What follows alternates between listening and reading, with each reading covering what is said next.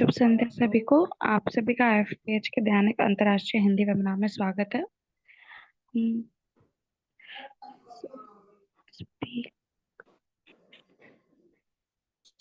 आ, अभी स्पीकर को ज्वाइन करने में थोड़ा सा समय लग रहा है। वो नेटवर्क कनेक्शंस का प्रॉब्लम है, उनका ज्वाइन करेंगे। इस बीच में जो हमारे स्पीकर डॉक्टर रौनक शाह हैं बड़ौदा के, उनका टॉपिक था आज का केंट की पोएट्री। और आज हम लोग 31 को केंट की पोएट्री का बर्थडे भी है, तो हम लोगों ने इसको इस विषय पर चर्चा किया। और कल अंशुल चाहर जी भी आएंगी और वो भी केंट की पोएट्री के ऊपर में ही बताएंगी। केंट की पोएट्री को के ऊपर में मैं कुछ चर्चा करना चाहूँगा। केंट की पोएट्री का इम्पोर्टेंस आफ्टर द बोगर बॉनिगेशंस का जो बीपी पॉकेट बुक है, थेराप्यूटिक पॉकेट बुक्स, उसके बाद में सबसे पॉपुलर जो रिपोर्टरी हुआ वह केंट रिपोर्टरी हुआ, है ना। हम लोग सभी को जानते हैं रिपोर्टरी का जो इवोल्यूशन आप देखेंगे तो बॉनिगेशंस ने थेराप्यूटिक पॉकेट बुक्स में एक केवल जनरल सिम्टम्स को लेकर के किया, ग्रैंड जनरलाइजेशंस का कॉन्सेप्ट पर किया। यानी कि जितने भी लक्षण होते हैं सभी को उन्होंने जनरलाइज, पर्टिकुलर का स्थान उन्होंने नहीं कहा, क्योंकि कहा कि और इसका आधार यह था बॉनिगेशंस का कि द पेशेंट इज सिक, रोगी बीमार है तो रोगी को देखना है, और रोगी का अंग बीमार, रोगी के बीमार होने के कारण उसका प्रभाव है, तो प्रभाव का इलाज करने के अच्छा है कि जहाँ मूल स्रोत है, जहाँ पर जो बीमार है उसको इलाज करो। तो इसके लिए डॉक्टर के बॉनिगेशंस ने हनीमैन के कॉन्सेप्ट को जनरलाइज करने के लिए उन्होंने ग्रैंड जनरलाइजेशंस का कॉन्सेप्ट लाया, जो कि थेराप्यूटिक पॉकेट बुक्स के कंस्ट्रक्शंस का आधार बना। और इसी क्रम में बहुत सारे लोग बहुत हैंडी पर्टिकुलर है और बहुत ही पॉपुलर हुआ। लेकिन कभी कभी पर कई एक जगह पर हम लोग क्योंकि प्रैक्टिकल एप्लीकेशंस में हम लोग का प्रॉब्लम हो जाता है, भूल चूक हो जाता है। हम लोग बहुत चीज़ को ग्रैंड जनरलाइजेशंस को में नहीं कन्वर्ट कर पाते हैं, और इस कॉन्सेप्ट को समझने के लिए लोग प्रयास करते रहे। और इस क्रम में डॉक्टर लिप्पे का पदार्पण हुआ। डॉक्टर लिप्पे ने कहा कि एक थेराप्यूटिक पॉकेट बुक्स में जनरल है, लेकिन पर्टिकुलर का भी स्थान है, हमारे बॉडी में पर्टिकुलर का स्थान भी है, क्योंकि सभी चीज को आप जनरलाइज नहीं कर सकते हो, यानी कि लिमिटेड जनरलाइजेशन होगा।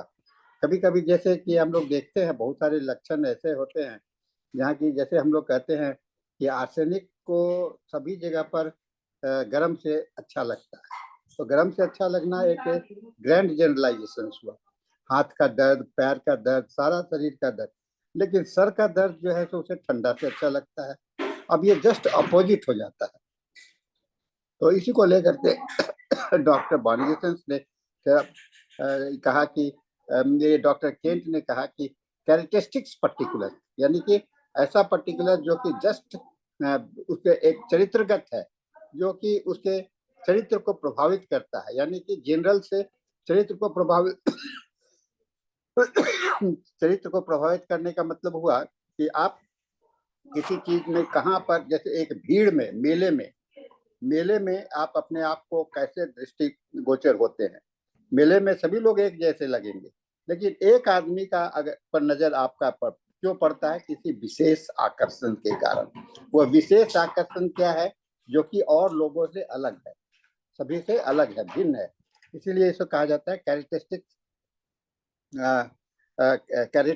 पर्टिकुलर, यानी कि चरित्रगत, एक विशिष्ट है, विशेष है।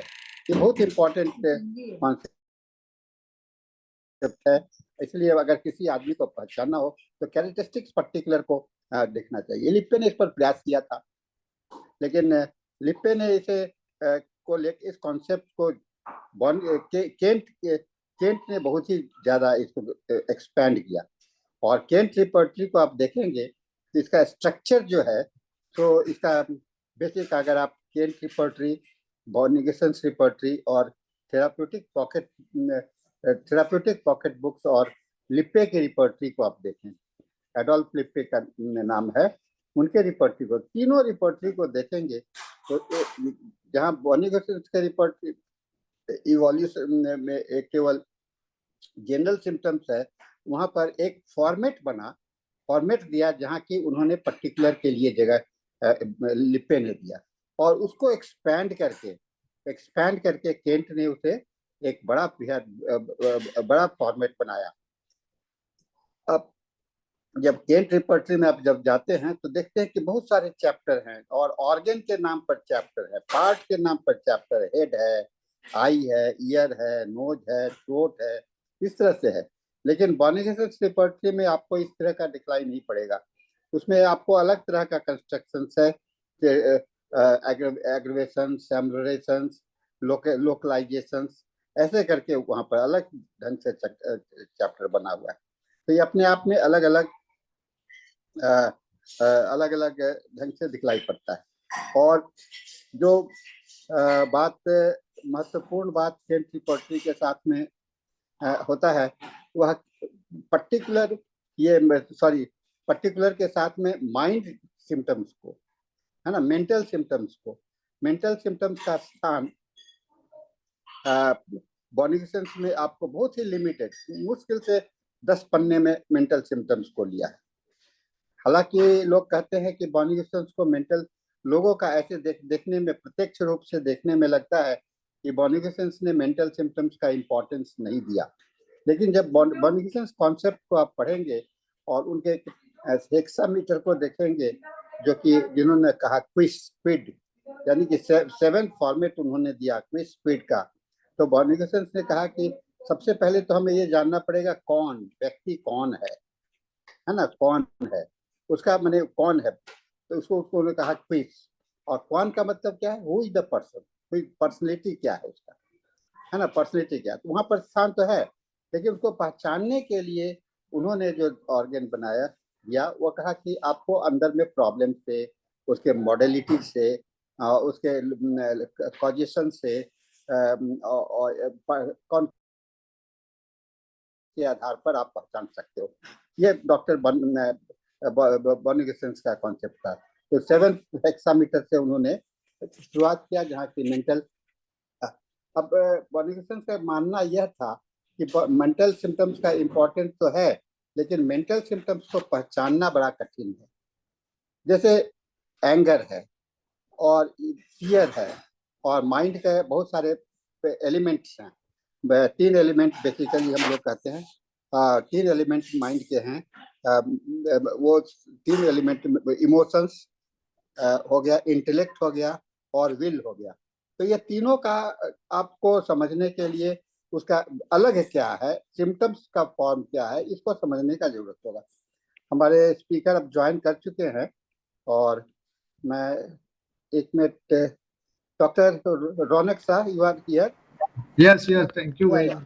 Just we are trying to make you the quote, and then there will be introductions for you. Sorry for delay because I was not able to. Now, doctor Vaishnavi, आप doctor Vaishnavi, yes sir. हाँ, आप meeting को शुरू करिए। Yes sir. शुभ संध्या सभी को। आप सभी का IFPH के दैनिक अंतर्राष्ट्रीय हिंदी वेबिनार में स्वागत है। हमारे आज के मेहमान और वक्ता हैं डॉक्टर रौनक शाह, जो एक अत्यंत अनुभवी और विशेष होम्योपैथिक चिकित्सक हैं। वे बड़ौदा होम्योपैथिक मेडिकल कॉलेज में रिपर्टरी विभाग में प्रोफेसर हैं और HOD के रूप में पिछले 28 वर्षों से कार्यरत हैं। उनकी विशेषज्ञता में एलर्जी, मनोसोमैटिक और पैथोलॉजिकल रोगों का इलाज करना शामिल है। हम आपका स्वागत करते हैं sir. Over to you now.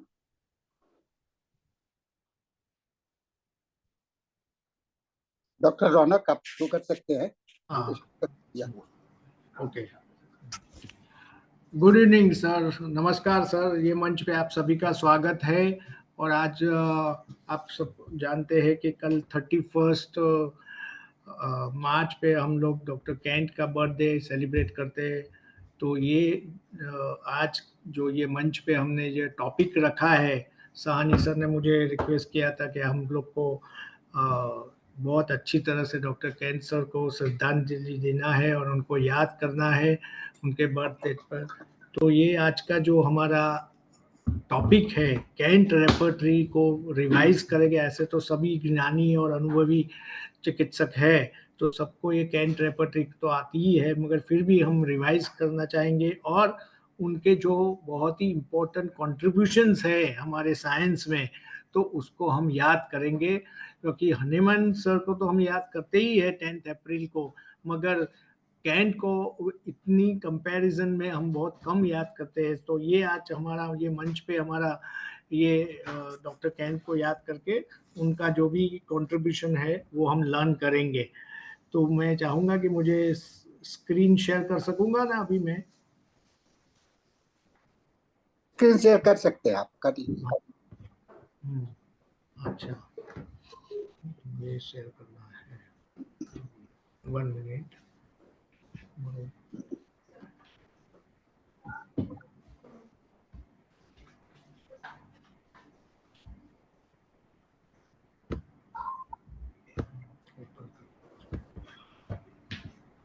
Okay, so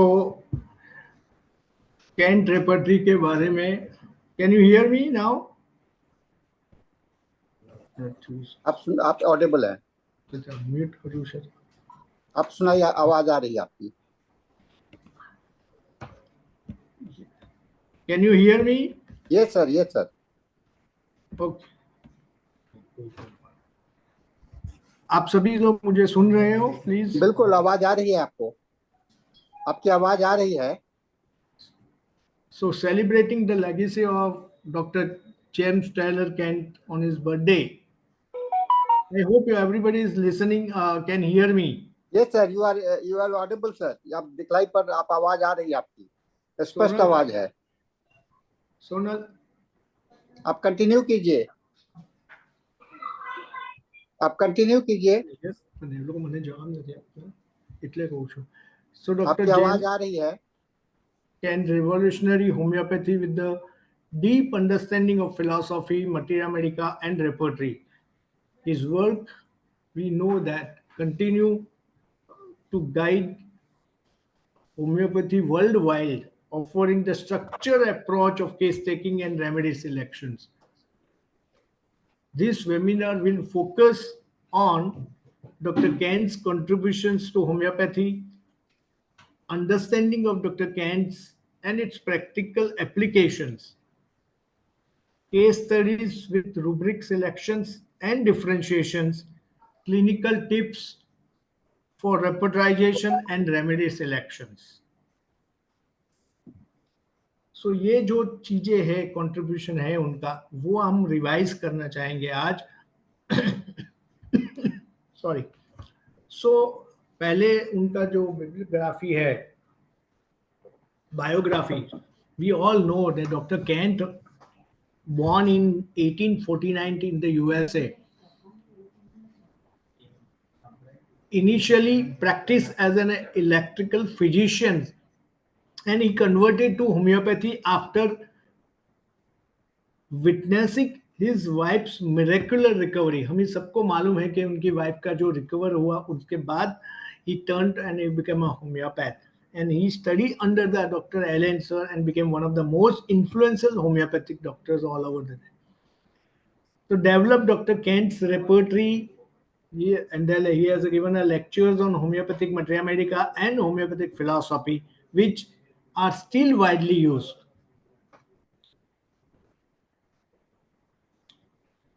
I hope everybody is listening and there is no any reply. आपको पूरी आवाज आ रही है, आप स्पष्ट है। Sani sir, are you there? Sir आप आपकी आवाज आ रही है, आप ऑडिबल हैं सर। आप बोलते जाइए।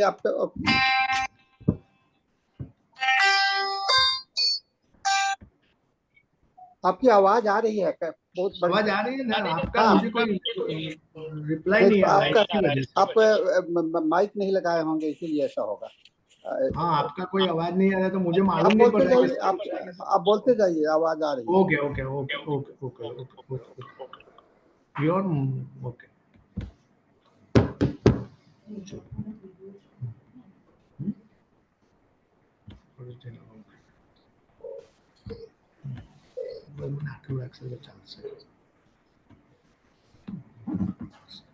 so Kant philosophy, as we know that the graded, हम लोग यहाँ थे, sorry, so he born in USA and then after he converted homeopath and then he has contributed many things. Then the most important contribution is life regarding the Kantian philosophy. We know that the concept of graded case taking, mind, important is mind. He has given an importance to the mind, then physical generals, and then particulars.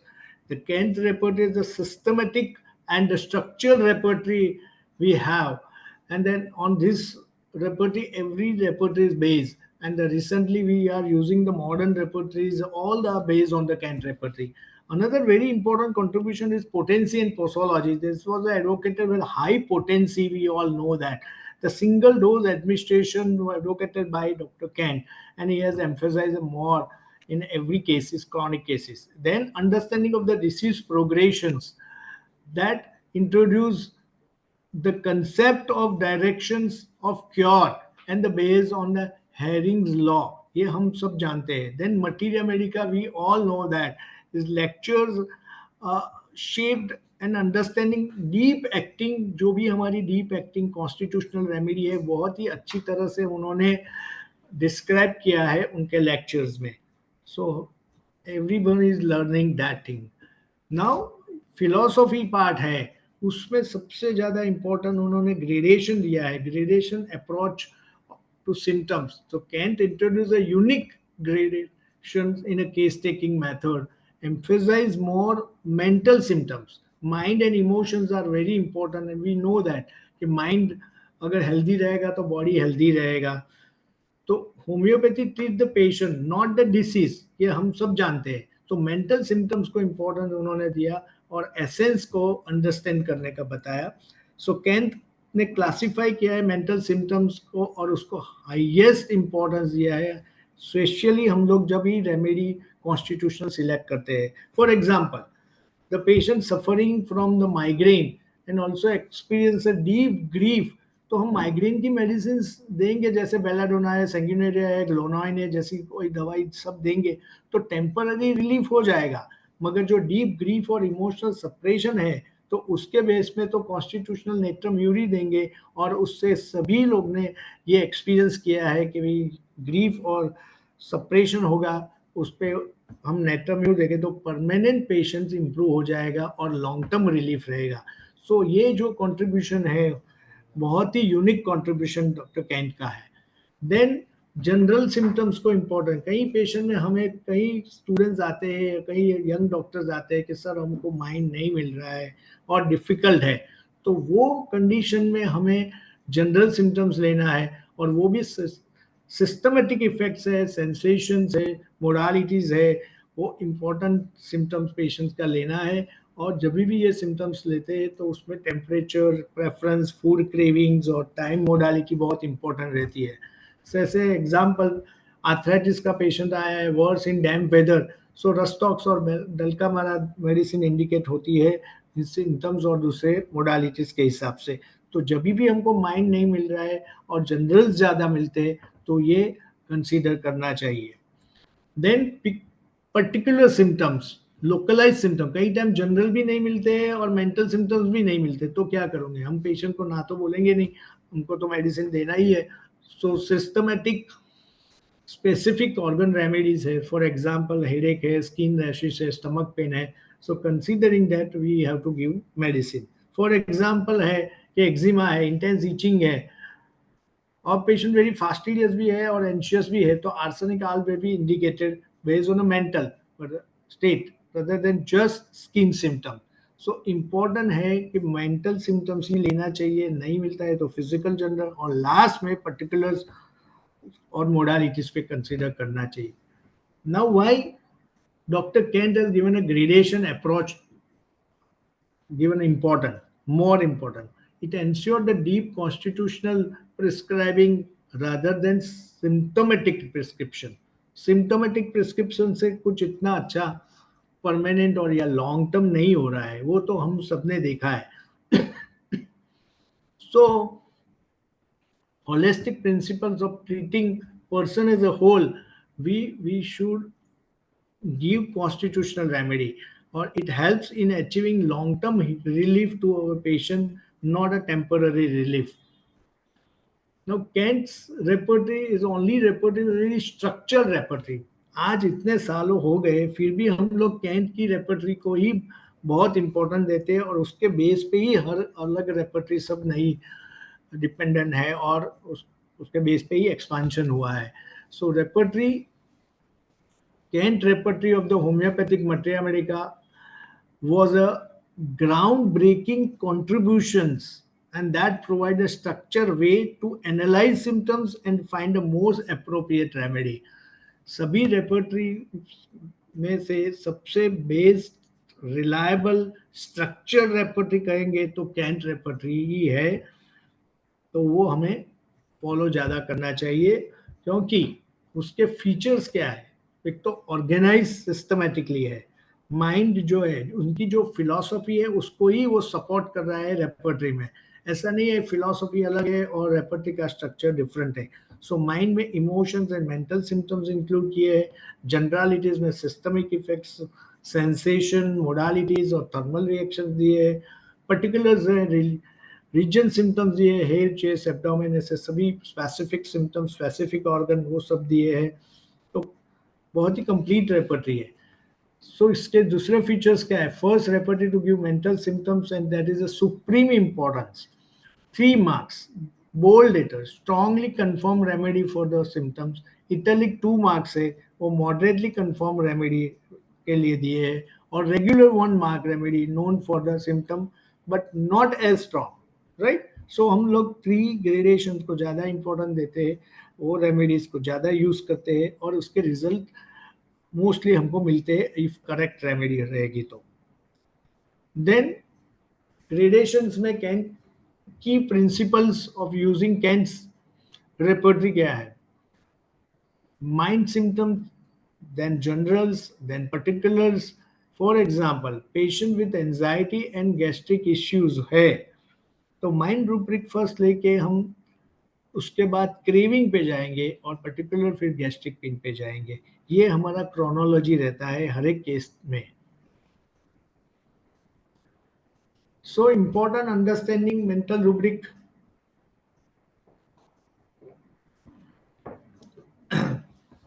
Ailments from grief. The disease triggered by the grief or shock. We all know that, ignitia and natrum, and that was very well confirmed by Dr. Kent. Then fear of being alone. That is constant anxiety when alone. We give arsenic and phosphorus. Jealousy, suspicious, and then we give lacasis or hyoscyamus. Indifference to loved one. Then emotional detachment रहेगा तो sepia और phosphorus. ऐसी कई medicine है जो sure short है. If you will get that particular rubric, then we don't want to go for a much detail also. तो ये 100% हमें रिजल्ट देती है. फिजिकल जनरल एंड मोडालिटीज क्या है. अगर हॉट वर्सेस कोल्ड पेशेंट है तो सल्फर हॉट है और चिली है. डिजायर एंड एवर्जन्स में डिजायर फॉर सॉल्ट है तो शॉर्ट हम लोग 3 marks है तो नेट्रम यूज सोचेंगे. डिजायर फॉर स्वीट है तो अर्जेंटम नाइट्रिकम. टाइम मोडालिटीज अगर है तो आर्सेनिक मिडनाइट और 3 अर्ली तो आर्सेनिक है. एग्रावेशन प्रीलाइट होगा तो फॉस्फोरस है. Then headache in students we know that calcarea phos and nux vomica है जो पर्टिकुलर सिम्टम्स और रीजन रूब्रिक के है. Sciatica better by motions, always we think about Rustox. Asthma worse by lying down in arsenic. Asthma is better by lying on abdomen. Medorinum. ऐसी कई medicine जो 100% sure है, और वो 3 ग्रेडेशंस में, पर्टिकुलर्स में या फिर जनरल्स में या मेंटल्स में, ये सब दवाई दी है जो यूनिक कंट्रीब्यूशन है. क्योंकि ये जो 3 ग्रेडिंग मेडिसिन हम यूज करते तो हम पेशेंट को कॉन्फिडेंस दे सकते हैं, और पेशेंट को एक 100% श्योर कह सकते हैं कि ये दवाई काम करेगी और आप अच्छे हो जाओगे। सो ये कॉन्फिडेंस जो हमें मिलता है वो कैंट रेपर्टरी से मिलता है, क्योंकि उन्होंने जो एक्सपीरियंस से ये सब दवाई का इलोबरेशन और ग्रेडेशन दिया है वो हमें हेल्प करती है हमारी प्रैक्टिस में। Why can't repertory still relevant, वही मैंने बताया, आज भी वो उतनी पॉपुलर क्यों है, आज भी हम उसे क्यों डिपेंडेंट है। ऑर्गेनाइज है, एक तो structural approach to rubric selection है, deep understanding of mind symptoms है विच क्रूशियल है इन कॉन्स्टिट्यूशनल प्रिस्क्राइबिंग में, और emphasizing on general and particular symptom rather than only local complaints, that is a very important thing. Organize है, deep understanding of mind है, emphasize on general and particular symptom rather than only local complaint, ये बहुत important चीजें हैं। Now case studies and practical रेपर्टाइजेशन। Case studies में 43 years की old woman suffer. She came to me for a persistent migraine and backache affecting her daily life, and the headache starting from right temporal spread to the eyes and then accompanied by hair falls. She also experienced a pain in her cervical spine extending to her right shoulder and arm, worse by exertion, and lower backache cramps in her right foot made movement difficult. Right? She struggled with internal piles also, then causing pain and itching, especially after stool. Her abdomen pain worse before menses, but improved afterwards and when lying on her back. Anxiety aggravated all her symptoms. Very important. सब anxiety की वजह से उसके symptoms बढ़ जाते थे. Emotionally बहुत sensitive, very easily offended. Then she has fear of darkness, fear of being alone, fear of merry-go-round, and which triggered the vertigo also. Despite of being social also, she was very suspicious, बहुत suspicious थी, indecisive, deeply affected by past emotional wounds. Past में जो emotional trauma हुआ उसकी वजह से बहुत affected थी, specially her strained relationship with her mother.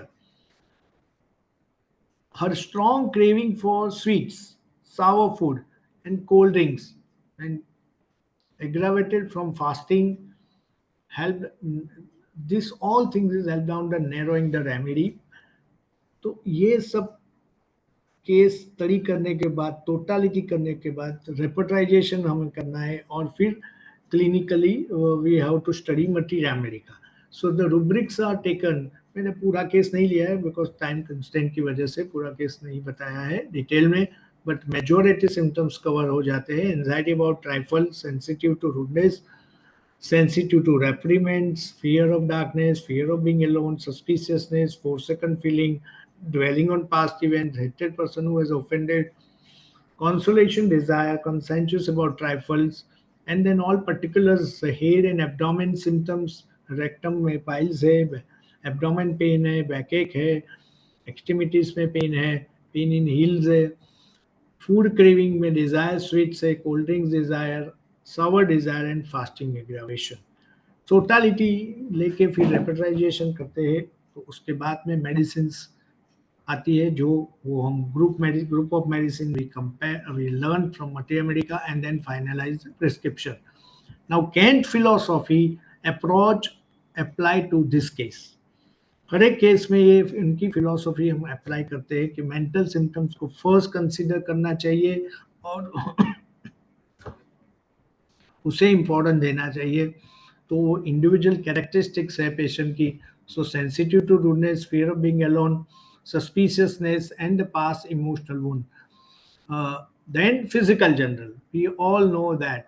So cravings and desires as well as aversions, aggravation we have to consider. Then particulars.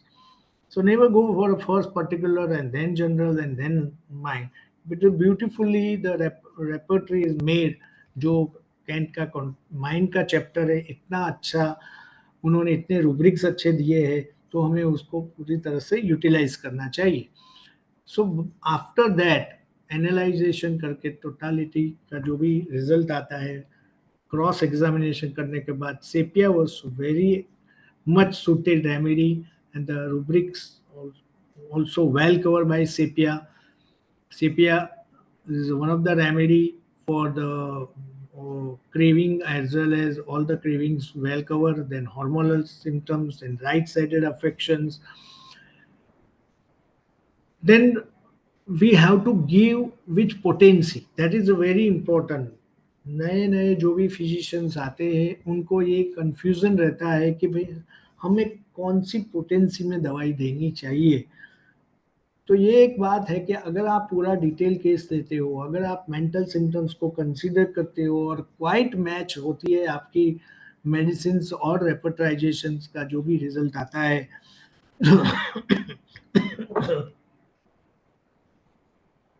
तो आपको डेफिनेटली हायर पोटेंसी देना चाहिए. And that was very well said by Dr. Ken.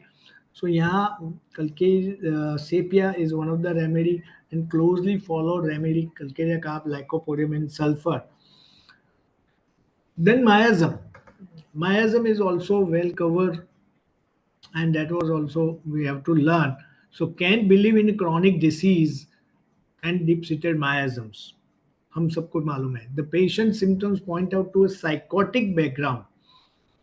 क्योंकि hormonal imbalance है, piles है, suspicious nature है, and psora clear भी है क्योंकि हाइपर सेंसिटिविटी है, एंजाइटी ओवर ट्राइफल्स है. So sepia is one of the remedy जो hormonal winners as well as mental spheres as well as match both the miasm picture and symptomatal है.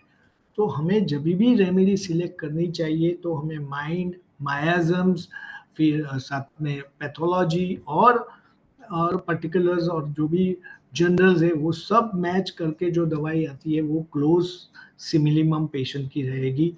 तो ये sepia was selected and 1M was given to the lady with a very one doses, or whenever required only one dose is repeated, and the patient was much better in all physical complaint, mental complaint. तो ये follow up of case management, improvement followed in a directions of the cure. क्या है कि mental state improve first, that is important, and reduce the anxiety and hypersensitivity. Patient आके बोले कि नहीं sir हमारा पाइल्स में तो कोई फायदा नहीं है, हमारी हार्मोनल चेंजेस जो भी प्रॉब्लम्स है, हॉट फ्लैशेस, वो भी में फायदा नहीं है, मगर I am much better in my anxiety.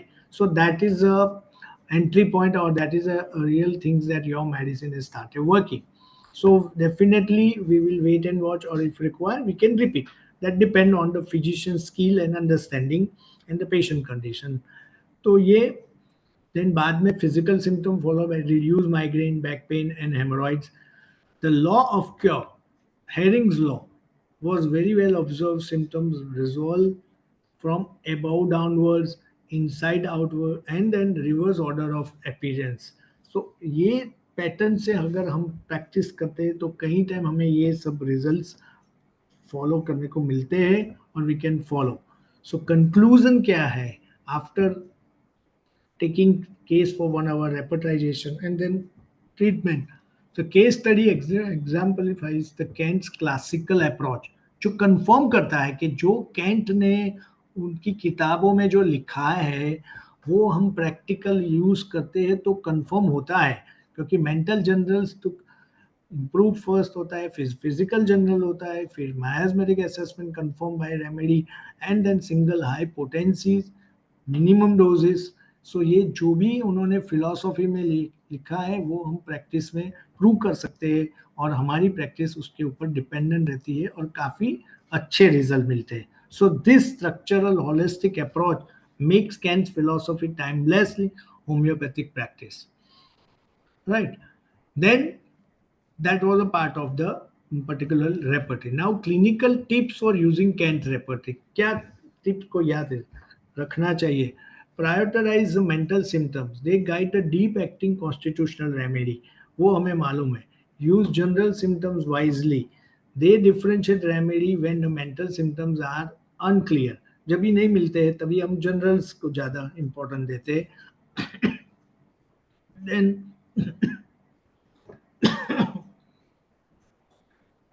then master modality based differentiation. Words from cold worse from motion. So these small details can lead to the right prescriptions. Then repetization is a tool, not a formula. So the final remedy must match materia medica characteristic. कहीं हमारे students नए physician sir इतना मेहनत करते हैं, इतना investment करते हैं, सॉफ्टवेयर लेते हैं, इतना केस टेकिंग करते हैं, फिर भी हमें फाइनल प्रिस्क्रिप्शन तो मिलता ही नहीं है रेपेटाइज। तो यही मेरी ऑलवेज एडवाइस है कि दिस इज अ टूल है, हमें पढ़ना चाहिए, हमें क्रॉस एग्जामिनेशन मटेरियल के साथ करना चाहिए और बाद में ही हमें रेमेडी परफेक्टली मिलेगी सिमिलीमम। ये तो ग्रुप ऑफ मेडिसिन देती है तो हमें हेल्प करती है। सो फाइनल थॉट्स क्या है, the more we masters the Kent techniques, जितना कैंट की टेक्निक्स के हम यूज करेंगे, इतना प्रैक्टिस करेंगे, उतना ही हमारी स्किल इंप्रूव होगी, हमारा केस टेकिंग इंप्रूव होगा, हमारा रेपर्टाइजेशन इंप्रूव होगा, रूब्रिक अंडरस्टैंडिंग इंप्रूव होगा और हम ज़्यादा से ज़्यादा ट्रू एसेंस होम्योपैथी में प्रैक्टिस कर सकोगे और रियल प्रैक्टिस करोगे। जो हनेमनियन वे ऑफ प्रैक्टिस है, जो कैंट ने लिखा है, वो प्रैक्टिस कर सकोगे। नए स्टूडेंट्स है, नए फिजिशियंस है, उनको आज अपनी खुद की थियरी बना रखी है, रिजल्ट मिलते हैं।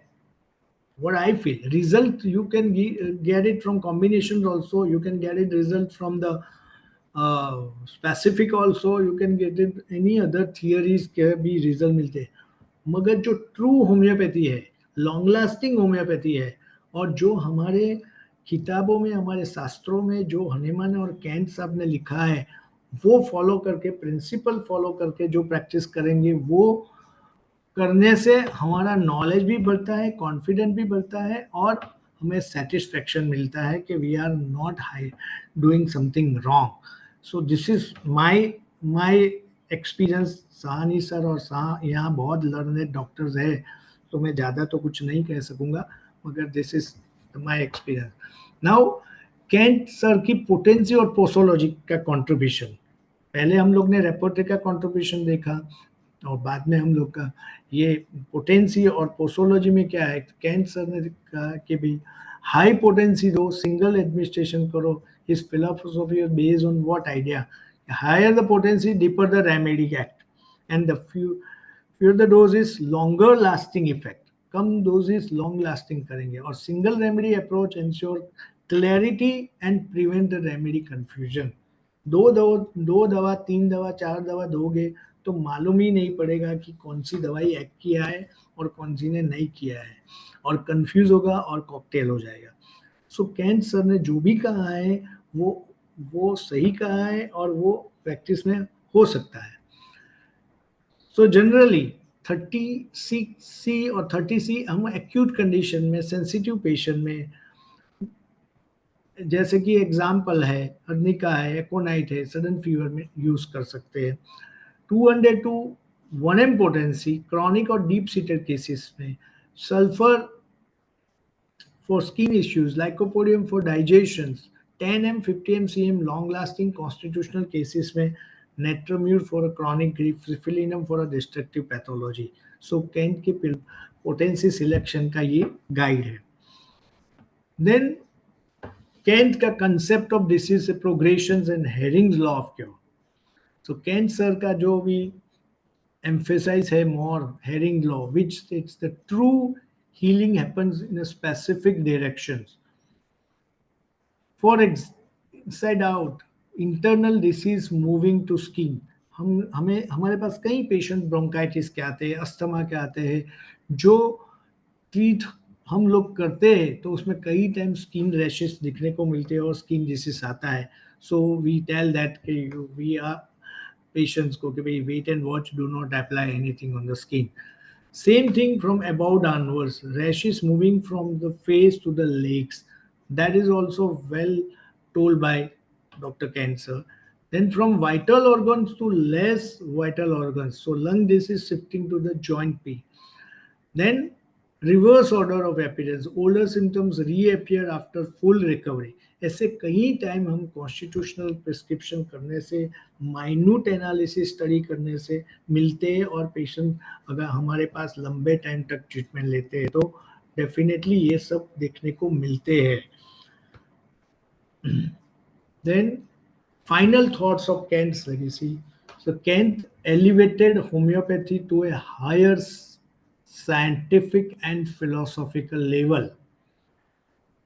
इन्होंने जो हनुमान सर ने साइंस ढूंढा है, definitely we salute our Hahnemann sir.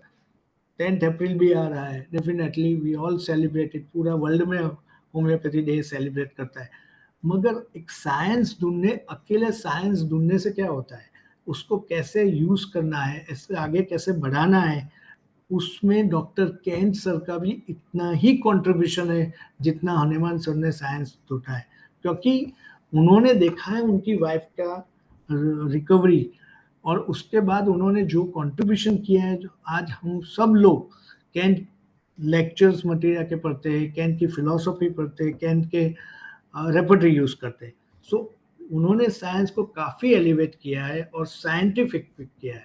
So his repertory remains the most widely used reference for classical prescribing. That is 101%। All the beginners nowadays, all beginners वो रास्ता भूल जाते हैं और बहुत ही इन्फ्लुएंस में आ जाते हैं। नए नए डॉक्टर्स आजकल बहुत ही सारे अपनी नई नई थियरी निकालते हैं।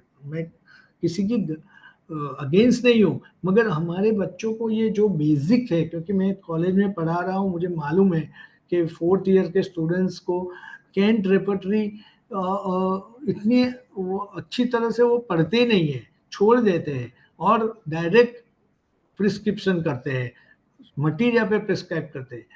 एलिजाबेथ ने किया, half case taking is half cure, और रेपर्टाइजेशन करने के बाद जो भी ग्रुप ऑफ मेडिसिन आती है उसमें सिलेक्ट करके जो भी दवाई दोगे तो वो करेक्ट कॉन्स्टिट्यूशनल मेडिसिन रहेगी। मगर आज के बच्चों को ये सब हार्डशिप नहीं करना है, तो ये जो क्लासिकल प्रिस्क्राइबिंग है तो उसके लिए रेपर्टरी यूज करना जरूरी है।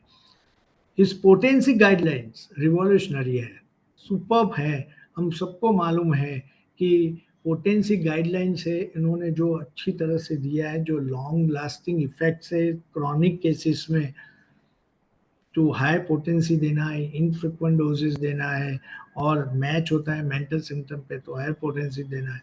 तो very important things. Then gradation of case taking. We all know कि केस टेकिंग तो हम करते ही है, मगर ग्रेडेशन तो इम्पोर्टेंट है ना। हर एक को एंगर आता है, हर एक को एंजाइटी रहती है, हर एक को फियर रहता है, तो उसमें ग्रेडेशन नहीं देंगे तो मालूम कैसे पड़ेगा। तो ग्रेडेशन बहुत अच्छा अप्रोच है जो केंट सर ने दिया है, still gold standard in a constitutional prescribing. So Kant teaching is in a one line, we could say that the only way to heal deeply is to understand the patient, not just the disease. That is the most important contribution or a teaching of our cancer in a one line. Right? So that's all regarding my small presentation regarding our cancer contributions, with remembering his birthday tomorrow, 31st March. So in a very not very briefly, I have just explained the contributions of cancer, and sorry for being delayed because of technical problems. Once again, thank you very much. Is there any questions? Thank you doctor Raunak, आपका presentation. आप PPT को आप थोड़ा सा बहुत ही broad outline है क्या है, इसको बताने का इन्होंने काफी अच्छा प्रयास किया है और हर एक डायमेंशन को इन्होंने एक्सप्लेन। Any question? ये मैं कहूंगा कि इनका लेक्चर्स आज एक बहुत बड़ा कंट्रीब्यूशन है डॉक्टर हनीमैन के। हाँ, but I think you have the problem with your own conversation. मैं नहीं सुन सकता sir. You have the problem. आपकी आवाज, आपकी हेलो हेलो, यस, हाँ, यस, अभी आवाज आ रही है? हाँ, अभी आ रही, अभी आ रही। आवाज आ रही है? हाँ हाँ सर, अभी आ रही। मेरी आवाज आ रही है? हाँ हाँ, ठीक है, तो आप अपना पीपीटी का शेयरिंग बंद कर दीजिए, आप शेयरिंग बंद कर लीजिए ओके आप। Okay, sharing. एक बात को मैं बताना चाहूंगा, सैलिएंट पॉइंट्स जो आपने दिया एक बहुत ही महत्वपूर्ण है, बहुत इम्पोर्टेंट है, और गाइडलाइंस के रूप में हम लोग यूज कर लोगों को कर रहे हैं। और जो कुछ डिफरेंसेस को भी हम लोग को देखना पड़ेगा।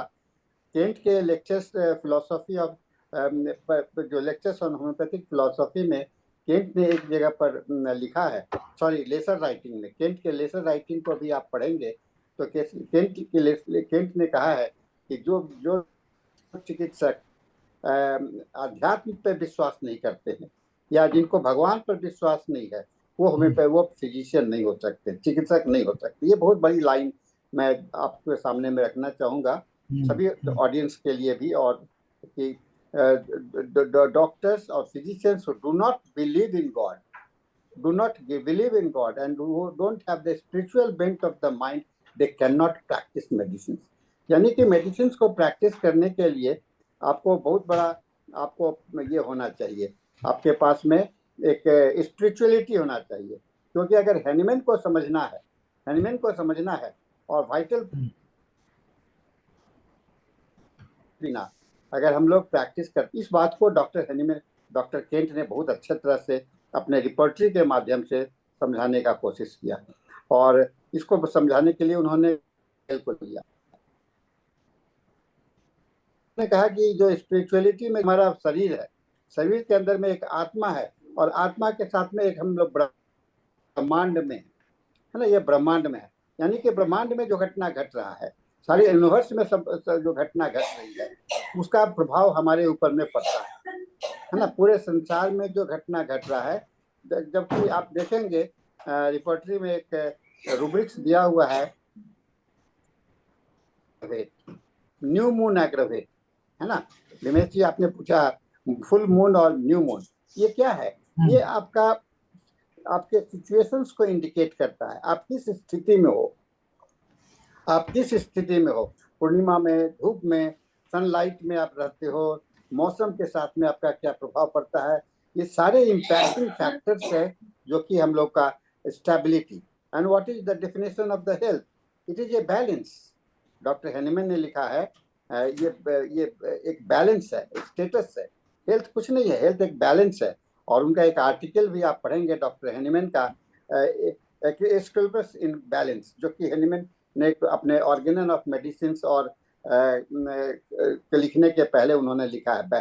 हेल्थ क्या है? एक स्टेटस ऑफ बैलेंस है। बैलेंस का मतलब क्या है कि सारे जो ब्रह्मांड में जितनी सारी बातें हो रही हैं, आपके आसपास हो रहा है, आपके समाज में है, आपके चारों बगल हो रहा है, उसके साथ में आपका क्या संबंध है। और बॉनिगसेंस ने इसको एलिब्रेट किया, कोमेंडो एंड पुनेंडो, है ना। कोमेंडो माने कि टाइम मॉडलिटी, आप उसके साथ में कैसे बदलते हो, ठंडे का क्या प्रभाव पड़ता है, सूरज का क्या प्रभाव पड़ता है, और मून का क्या प्रभाव पड़ता है, सन का क्या प्रभाव। और इसी कारण आप देखोगे कि आपके मेट्रा मेडिका में बहुत सारी दवाइयां ऐसे हैं इसको कि इम्पॉन्ड्रेबिलिया कहा गया है। इम्पॉन्ड्रेबिलिया कहने का मतलब क्या है? जो कि हमारे आउट ऑफ द हमारे जिसके अंदर में सब्सटेंस नहीं है, जैसे सूरज की रोशनी से दवा बना है, इसको हम लोग सोल कहते हैं। सूरज की रोशनी से जो दवा बना है उसको हम लोग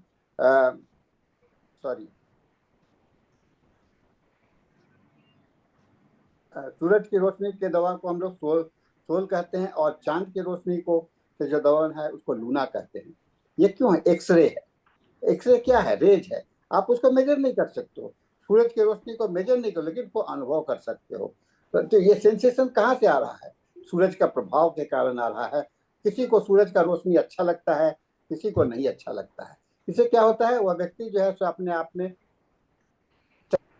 नहीं होती आपके, और ये इसकी इंडिकेटर है आपका व्यक्तित्व क्या है।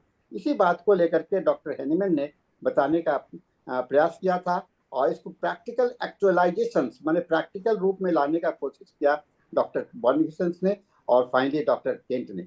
और डॉक्टर रौनक ने बहुत अच्छा बात बताया कि सारी बातों को हम लोगों ने एक चीज को जो हम लोगों ने देखा है वह एक अपने आप में एक अलग तरह का व्यक्तित्व है ना। आपका जो व्यक्तित्व है वह एक इम्पोर्टेंट होता है और वह इम्पोर्टेंट इसलिए हो जाता है कि आप इंडिविजुअलिटी हो, आप एक आदमी दूसरे आदमी से भिन्न है।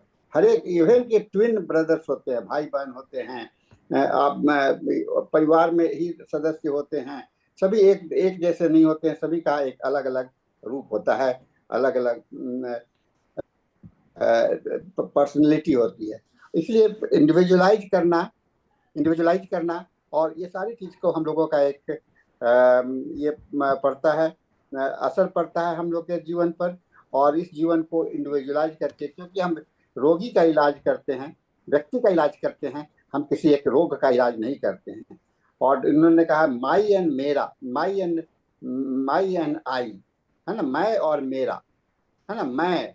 मैं मतलब कि मैं स्वयं को, और मैं को इंडिकेट करते हैं और मैं को जब तक नहीं पहचानिएगा तो आप मेरे को भी नहीं पहचान पाइएगा। तो स्वयं को पहचानना, ये कहा जाता है डॉक्टर हेन कहा कि स्वयं को पहचाने बिना आप दूसरे को भी नहीं पहचान पाते हो और आप संसार को नहीं पहचान पाते हो। तो कहा हम लोगों के धर्म शास्त्रों में भी लिखा हुआ है कि सबसे पहले तो अपने को पहचान लो, है ना। अपने को पहचान लोगे तो आप दुनिया को भी पहचानने लगोगे। इसीलिए रोगी को पहचानने के लिए रोग पहचानो, रोगी का रोग को, उसको कष्ट क्या हो रहा है, that is not important. Doctor रोगी को कष्ट क्या हो रहा है ये बहुत ज्यादा महत्वपूर्ण नहीं है, क्योंकि कष्ट तो एक स्वाभाविक चीज है ना। अब कष्ट को देखिएगा, हर एक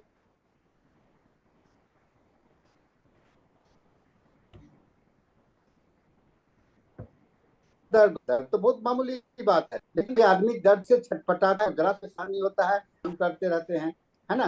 कहते हैं कि लोहा जो है सो जल्दी ठंडा हो जाता है, जल्दी गर्म भी हो जाता है, लेकिन उसका जो थर्मोस्टेट प्रोसेस जो है सो अदर एलिमेंट्स का देखिएगा, सबके अपने अपने अलग अलग हैं। एक बात है जिसको कि हम लोगों को समझना है, और इसको समझे बिना होम्योपैथिक प्रैक्टिस अधूरा हो जाता है। आज के समय में डॉक्टर केंट का आज भी उतना ही महत्व है जितना कि डॉक्टर पहले जमाने में था। और आने वाले समय में जितनी सारी रिपोर्टरी बन रहे हैं, आपके लेटेस्ट रिपोर्टरी सिंथेसिस रिपोर्टरी है, आपका लेटेस्ट रिपोर्टरी कंप्लीट रिपोर्टरी है, ये सारे रिपोर्टरी का जो बेस है ना, बेस है, ये आपको सारा रिपोर्टरी का बेस जो है सो आपका केंट रिपोर्टरी बना, है ना। और मैं ये नहीं कहूंगा कि केंट रिपोर्टरी फंडामेंटल था। केंट रिपोर्टरी किसी के भी आधारित है लिप्पे के रिपोर्टरी पर, और लिप्पे रिपोर्टरी भी आधारित है बॉर्नगिसन से। यानी कि एक यात्रा है, एक सिलसिला है, जो कि बॉर्नगिसन से चल करके, लिप्पे से चल करके, केंट के माध्यम से आज ये सिंथेसिस में पहुंचा, सिंथेसिस आगे चल करके कंप्लीट रिपोर्टरी में पहुंचा, और मिर्ली का थीमेटिक रिपोर्टरी। अब हम लोग कहाँ आ रहे हैं, थीमेटिक रिपोर्टरी की ओर जा रहे हैं। तो ये सारे यात्रा को समझना हमारे होम्योपैथिक प्रैक्टिस के लिए बहुत ही इम्पोर्टेंट होता है। हम लोगों को पढ़ने का जरूरत है कि सारी यात्रा को, अगर यात्रा में आप अगर साथ नहीं परिचित होंगे, नहीं देखेंगे, तो होम्योपैथी को इसीलिए अपने अध्ययन को बनाए रखिए, जारी रख करके रहिए, सुनते रहिए और अपने आप को अध्ययन करते रहिए। और जितना आप अपने आप को पहचान पाएंगे, आप अपने आप रोग पेशेंट को पहचानने की कैपेसिटी आपके अंदर में डेवलप करता चला जाएगा, उतना ही आपको ज्ञान आपका बहुत। आज के लेक्चर में डॉक्टर रौनक जी ने कम समय में ही काफी अच्छा, थैंक यू सर। शाह का धन्यवाद देना, एक सारी चीज को बताने का कोशिश किया है। आज डॉक्टर हैनीमैन के, डॉक्टर बॉर्नगिसन के, सॉरी डॉक्टर केंट के जन्म दिवस पर इनका जो कंट्रीब्यूशन है हम सभी के लिए बहुत ही महत्वपूर्ण होगा। और इसके साथ में हम लोगों का सेशन अब समाप्ति की ओर पहुंच रहे हैं। और जितने सारे प्रश्न आए थे, सैलिएंट पॉइंट्स बता दिया गया है, और थॉट्स ऑन फुल मून और न्यू मून के विषय में बताया गया है। इसको आप सेलेस्टियल इम्पैक्ट ऑफ भीमेश जी, इसको impact of celestial organs phenomena, चांद का, सूर्य का रिपोर्टरी में देखेंगे तो निश्चित रूप से रहता है। समुद्र के किनारे में प्रकृति में क्या होता है, आप समुद्र के किनारे में जाइए, के समय में समुद्र में बहुत ज्वार भाटा उठते हैं, और पूर्णिमा के समय में, फुल मून के समय में भी ज्वार भाटा उठते हैं। तो ये सारे प्रभाव हैं, और इसको समझने के रिपोर्टरी के माध्यम से हम लोगों को आना पड़ेगा। तो रौनक जी, आपका बहुत बहुत धन्यवाद है इस फोरम में आने के लिए। फिर से आइए अगले सेशन में, और इसके साथ में हम लोगों का सेशन अब समाप्त होता है। Now we are switching over to the English session, and over to you, Dr. Dhanesh, for your English sessions.